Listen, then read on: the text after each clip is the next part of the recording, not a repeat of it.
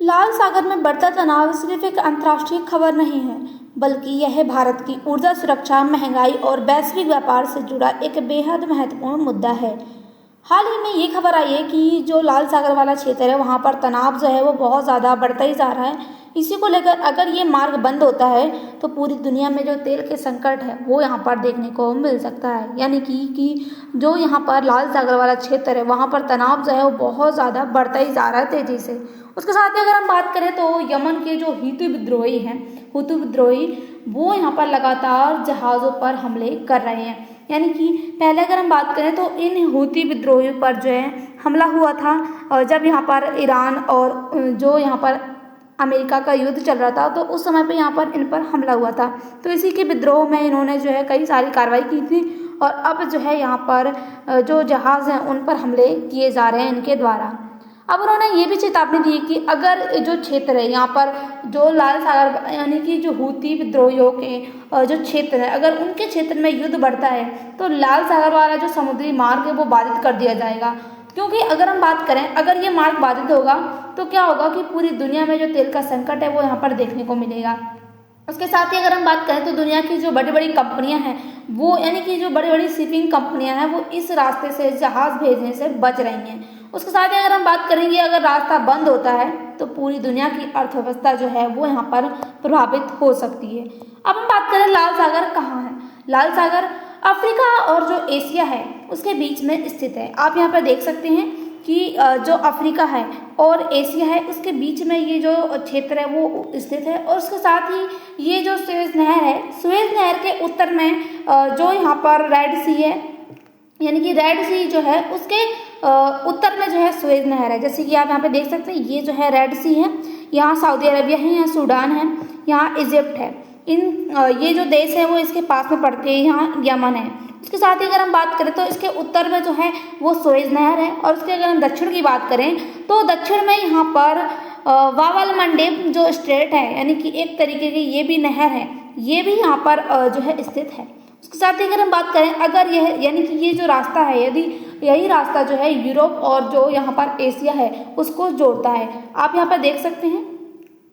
कि इसमें से जो एक देश है वो यहाँ पर यूरोप का है, और एक जो इधर के देश हैं इनमें से जो है वो यहाँ पर एक एशिया का है और एक यूरोप का है। उसके साथ अगर हम बात करें तो ये जो रास्ता है वो बहुत बड़ा एक समुद्री रास्ता है। अगर यहाँ से जो है पूरी दुनिया का जो तेल व्यापार है वो यहाँ पर होता है। अगर ये रास्ता बंद होता है तो तेल का संकट जो है और उसके साथ ही पूरी दुनिया की अर्थव्यवस्था जो है वो प्रभावित हो सकती है। अब हम यहाँ पर बात करें तो ये जो रास्ता है वो इतना महत्वपूर्ण क्यों है, क्योंकि अगर हम देखें तो अगर आप कोई भी रास्ते से जाते हैं तो आप जो है, जैसे आपको यहाँ पर कोई स्कूल है तो आपको जाना है एक कल्पना कीजिए कि आपको कहीं जाना है, तो वहाँ पर आप देखिए कि कोई जो है कोई शॉर्टकट रास्ता आपको पता होगा, तो उस रास्ते से आप जाएंगे तो आप बहुत जल्दी उस क्षेत्र पर पहुँच जाएंगे। लेकिन अगर वह रास्ता बंद हो जाता है तो आपको एक बड़े रास्ते से होते हुए जो है उस जो लोकेशन है वहाँ पर पहुँचने में आपको टाइम लग सकता है। तो इसी आधार पर भी यह क्षेत्र भी बहुत ज़्यादा इम्पोर्टेंट है।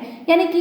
अगर हम बात करें तो समुद्र का जो सबसे छोटा रास्ता है यूरोप, एशिया और मध्य पूर्व के बीच, वो समुद्री रास्ता वो यही, यानी कि जो यहाँ पर रेड सी है यही एक सबसे छोटा समुद्री रास्ता है। लेकिन अगर यहाँ पर ये क्षेत्र बंद हो जाता है तो यहाँ पर जो जितने भी जहाज़ हैं, तेल कंटेनर गैस के जितने भी जहाज़ हैं उनको जो है, जो यहाँ पर अफ्रीका है, अफ्रीका का जो केप गुड वाला क्षेत्र है जहाँ से वास्को डी गामा भारत में आए थे, उसी वाले क्षेत्र से जो है होते हुए जो यहाँ पर जहाज़ है उनको जाना पड़ेगा, जिसमें उनको काफ़ी ज़्यादा समय लग सकता है। अब हम यहाँ बात करें तो जो तेल है वो क्यों यानी कि कैसे यहाँ पर जो है पूरी दुनिया में पहुँचता है। जो खाड़ी वाले देश हैं जैसे कि सऊदी अरब, यूएई, इराक और कुवैत, यहाँ से जो तेल है वो यहाँ से निकलता है। यानी कि ये जो क्षेत्र है, यानी कि ये जो देश हैं, इनमें क्या है कि तेल की खदानें हैं, तो यहाँ से जो तेल है वो निकलता है। और उसके बाद क्या होता है कि तेल जो है कंटेनरों में भरकर अरब सागर से होते हुए, अरब सागर आपने देखा था जो यहाँ पर अरब सागर से होते हुए बावल मंडेब जो क्षेत्र था वहाँ से गुजरते हुए जो रेड सी है उसमें प्रवेश करता है। और उसके बाद क्या होता है कि जो यहाँ पर आप यहाँ पे देखें कि ये जो है बावल मंडेब, तो यहाँ से क्या होता है कि जो यहाँ पर ये आप देखें कि ये है जो है यहाँ पर अरब सागर है, अरब सागर से जो है कोई भी कंटेनर जो है वो आएगा, ठीक है। और उसके बाद क्या होगा, यहाँ पर जो बाबल मंडेब है यहाँ से प्रवेश करते हुए अब जो है रेड सी में जाएगा। रेड सी से जो है उसके बाद क्या होगा कि यहाँ से जो है जो एशिया है और यूरोप है वहाँ पर तेल पहुँचता है। उसके साथ ही अगर हम बात करें तो और इसके साथ ही जो सुएज नहर है यहाँ से होते हुए भी तेल जो है वो गुजरता है, दुनिया में जो है जाता है। अब सुएज नहर को पार करके फिर जो है यूरोप में तेल पहुंचता है। अगर हम बात करें ये जो दुनिया का सबसे तेल और यानी कि सबसे अधिक जो तेल है और समुद्री का सस्ती यानी कि एक तरीके से जो है सबसे समुद्री सस्ता मार्ग है, यहाँ से जो तेल है वो यहाँ पर सबसे सस्ता जो है वो गुजर सकता है। और उसके साथ ही अगर हम बात करें तो अगर यह मार्ग जो है वो यानी कि अगर ये मार्ग बंद हो जाता है तो क्या होगा।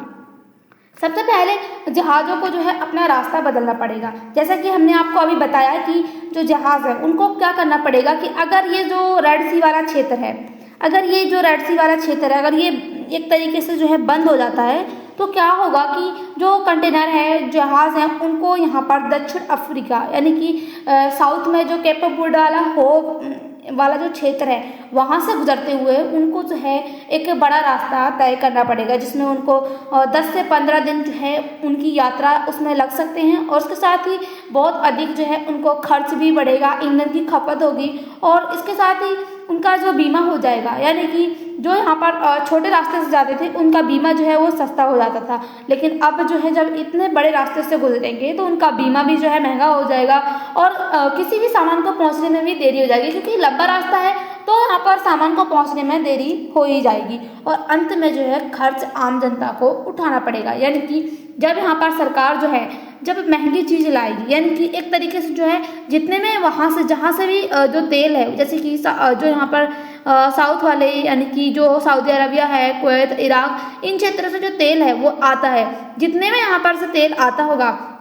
उतने में ही आएगा। लेकिन अब जो है यहाँ पर जो कंटेनर है वो इतने बड़े रास्ते को तय करके आएंगे तो यहाँ पर वो अपना जो एक तरीके से टैक्स है या फिर अपना जो रास्ते का जो खर्च है उसको निकालने के लिए यहाँ पर आम जनता पर जो है बोझ डालेंगे, तो इसलिए जो है यहाँ पर आम जनता को जो है ज़्यादा बोझ उठाना पड़ सकता है। उसके साथ ही क्या होगा कि पेट्रोल डीजल यानी कि महंगे क्यों हो जाएंगे इससे, क्योंकि हम देखें तो क्या होगा कि एक जो है काफ़ी समय में यहाँ पर तेल पहुँच पाएगा और उसके साथ ही क्या होगा कि रास्ता लंबा है तो यहाँ पर जो खर्च है वो यहाँ पर अधिक हो जाएगा, तेल कंपनियाँ जो है अधिक कीमत देंगी और सरकार पर जो है दबाव बढ़ जाएगा। और इसके साथ ही अगर हम देखें तो पेट्रोल डीजल के दाम जो है वो महंगे हो जाएंगे और इसके साथ ही जो ट्रांसपोर्ट्स है वो भी महंगा हो जाएगा और हर चीज़ की कीमत जो है वो बढ़ने लग जाएगी। यानी कि अगर ये रास्ता जो है ज़्यादा समय के लिए बंद रहता है तो क्या होगा कि धीरे धीरे करके जो है जो चीज़ें हैं वो हर चीज़ जो है महंगी हो जाएगी। अब इससे भारत पर क्या असर पड़ सकता है। भारत जो है वो अपनी ऊर्जा का लगभग 85% से अधिक जो कच्चा तेल है वो यहाँ पर आयात करता है। इसीलिए अगर यहाँ पर भारत में भी जो तेल कंटेनर हैं और गैस के जो कंटेनर है वो यहाँ पर भारत में नहीं आते हैं तो क्या होगा कि भारत में जो पेट्रोल डीजल के दाम जो है वो महंगे हो जाएंगे और एलपीजी सिलेंडर जो है वो बहुत ज़्यादा महंगे हो जाएंगे। जैसे कि आपने देखा था कि जब यहाँ पर स्ट्रेट ऑफ हॉर्मुज वाला जो क्षेत्र था वो बंद हुआ था तब भी यहाँ पर भारत में जो एलपीजी सिलेंडर के दाम जो है वो बहुत ज़्यादा महंगे हो गए थे और उसके साथ ही जो पेट्रोल डीजल है उसके दाम भी जो है वो बहुत ज़्यादा महंगे हो चुके थे और इसका जो बोझ है वो आम जनता को उठाना पड़ा था। उसके साथ ही हवाई टिकट जो है वो भी महंगे हो सकते हैं और उसके साथ ही रेल और ट्रक परिवहन जो है वो भी महंगा हो सकता है। खाद्य पदार्थों की कीमत जो है वो बढ़ सकती है और सरकार का जो आयात बिल है वो यहाँ पर बढ़ सकता है। और उसके साथ ही अगर हम बात करें तो रुपए जो है उन पर दबाव बढ़ सकता है, यानी कि जो रुपए है अगर उसकी बात करें तो इसकी कीमत जो है वो अभी भी बहुत कम है पूरी दुनिया के में अगर हम देखें तो डॉलर की कीमत जो है वो बहुत ज़्यादा है, तो इससे जो रुपए है इस पर और ज़्यादा दबाव जो है वो देखने को मिल सकता है। अब आप बात करें तो पूरी दुनिया पर क्या प्रभाव पड़ेगा। जो है यहाँ पर अगर तेल महंगा होता है तो अमेरिका पर भी जो है प्रभाव पड़ेगा, क्योंकि अमेरिका भी जो है कुछ परसेंट जो है तेल आयात करता है। उसके साथ ही यूरोप वाले क्षेत्र जो है वो भी आयात करते हैं। अगर यहाँ पर तेल कंटेनर नहीं पहुँचेंगे तो यहाँ पर भी पेट्रोल डीजल के दाम महंगे होंगे और कई सारी जो चीज़ें हैं वो भी महंगी हो सकती हैं। उसके साथ ही अगर हम बात करें तो चीन जो है इससे बहुत ज़्यादा प्रभावित होगा, क्योंकि जो चीन है वो यहाँ पर सबसे एक तरीके से जो है बहुत ज़्यादा जो कच्चा तेल है वो यहाँ पर आयात करता है, तो यहाँ पर उसको भी बहुत ज़्यादा प्रॉब्लम हो सकती है। उसके साथ ही जापान और यहाँ पर दक्षिण कोरिया है, ये क्षेत्र भी जो है इससे प्रभावित हो सकते हैं। उसके साथ ही अगर हम बात करें तो शेयर बाजार पर भी इसका असर देखने को मिलेगा, यानी कि जो एयरलाइंस कंपनियां हैं वो यहाँ पर प्रभावित होगी, शिपिंग जो है कंपनियां वो भी प्रभावित होंगी, ऑटो सेक्टर प्रभावित होंगे और मेडिकल उद्योग जो हैं यानी कि वो भी जो है प्रभावित होंगे। और बाजार में जो है शेयर यानी कि शेयर बाजार में जो है गिरावट देखने को मिल सकती है। अब यहाँ पर सरकार क्या कर सकती है, नए देशों से तेल खरीदना जो है शुरू कर दे, यानी कि क्या है कि किसी भी एक देश या दो देश पर निर्भरता नहीं रखनी चाहिए भारत, यानी कि कोई भी देश हो उस देश को जो है कई सारे जो अपने एक तरीके से जो क्षेत्र हैं उनको रखना चाहिए कि कई अगर यहाँ पर एक क्षेत्र बंद होता है तो दूसरे क्षेत्र से जो यहाँ पर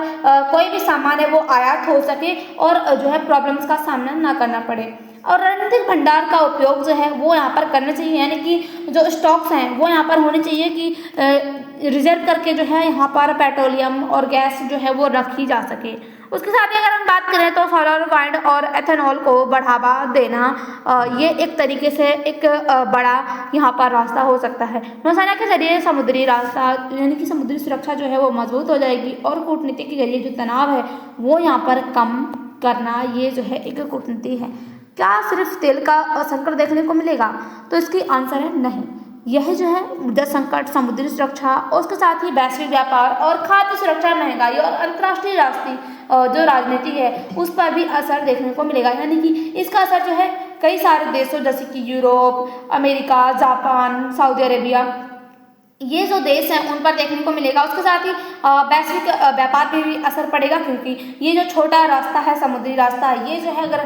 बंद होगा तो बड़े समुद्री रास्ते से जाना पड़ेगा और इसमें जो है खर्च अधिक होगा और कई जो यहाँ पर लागत है वो यहाँ पर अधिक लगेगी। उसके साथ ही अगर हम बात करें तो यहाँ पर भारत को क्या क्या चुनौतियों का सामना करना पड़ सकता है। ऊर्जा सुरक्षा, यानी कि भारत के लिए ये चुनौती जो है वो देखने को मिल सकती है। आने वाले समय में ऊर्जा सुरक्षा जो है खतरे में पड़ सकती है। आयात पर निर्भरता जो है भारत की है, जो यहाँ पर एक कच्चा तेल है जिसकी आयात पर निर्भरता है भारत की, अगर यहाँ पर आयात नहीं हो पाएगा तो यहाँ पर भारत को यहाँ पर पेट्रोल डीजल की जो कच्चा तेल है उसकी भी कमी देखने को मिल सकती है, महंगाई बढ़ सकती है और चालू खाता यानी जो है वो घाटे में जा सकता है। और उसके साथ ही अगर हम बात करें तो रुपयों पर भी जो दबाव है वो यहाँ पर देखने को मिलेगा। अब समाधान क्या हो सकता है, तेल स्रोतों का विविधीकरण, यानी कि किसी भी एक देश पर निर्भरता ना बना के रखी जाए, कई सारी जगहों से जो है यहाँ पर कच्चा तेल आयात किया जाए और नवीकरणीय ऊर्जा का उपयोग किया जाए, यानी कि जो यहाँ पर दोबारा से बनाई जा सकती है ऊर्जा उसका उपयोग किया जाए, ना कि यहाँ पर अनवीकरणीय ऊर्जा का उपयोग किया जाए जो कि यहाँ पर कई सालों में जो है उसका उत्पादन एक तरीके से जो है बहुत कम मात्रा में होता है। रणनीतिक तेल भंडार जो है यहाँ पर देखने को मिल सकता है। मजबूत नौसेना, सक्रिय विदेश नीति भी जो है वो यहाँ पर एक समाधान के रूप में हो सकती है। अब हम देखें तो यूपीएससी के लिए क्या क्या पॉइंट्स इसमें इंपॉर्टेंट है, रेड सी और उसके साथ ही स्वेज नहर, Bab al Mandeb strait, gulf of Aden और strait of Hormuz, cape of good जो कि जो दक्षिण अफ्रीका है यहाँ पर एक क्षेत्र है दक्षिण में, यहाँ पर कैप ऑफ गुड वाला, तो यहाँ पर एक क्षेत्र है, ये भी जो है बहुत ज़्यादा इम्पोर्टेंट है। अब बात करें तो लाल सागर केवल एक समुद्री रास्ता नहीं बल्कि यह पूरी दुनिया की ऊर्जा और व्यापार की एक जीवन रेखा है। ये जो है बंद हो जाएगी तो पूरे दुनिया में की जो जीवन रेखा है या फिर अर्थव्यवस्था है वो यहाँ पर प्रभावित हो सकती है। अगर मार्ग लंबे समय तक बाधित रहता है तो इसका असर केवल जो है तेल तक सीमित नहीं रहेगा बल्कि महंगाई, वैश्विक व्यापार, आर्थिक विकास और भारत की ऊर्जा सुरक्षा पर भी इसका असर देखने को मिल सकता है। तो आपको क्या लगता है कि आने वाले समय में यहाँ पर तनाव के कारण रेड सी बंद होगा या नहीं, या फिर यहाँ पर जो तनाव है वो सॉल्व हो जाएगा? आपकी जो भी राय हो कमेंट बॉक्स में जरूर बताइएगा। इसके साथ ही आपको इसकी पीडीएफ चाहिए तो हमारा जो टेलीग्राम चैनल है जिसकी लिंक डिस्क्रिप्शन बॉक्स में दी गई है उसको ज्वाइन कीजिए। मिलते हैं अगली वीडियो के साथ, तब तक के लिए बाय, थैंक्स फॉर वॉचिंग।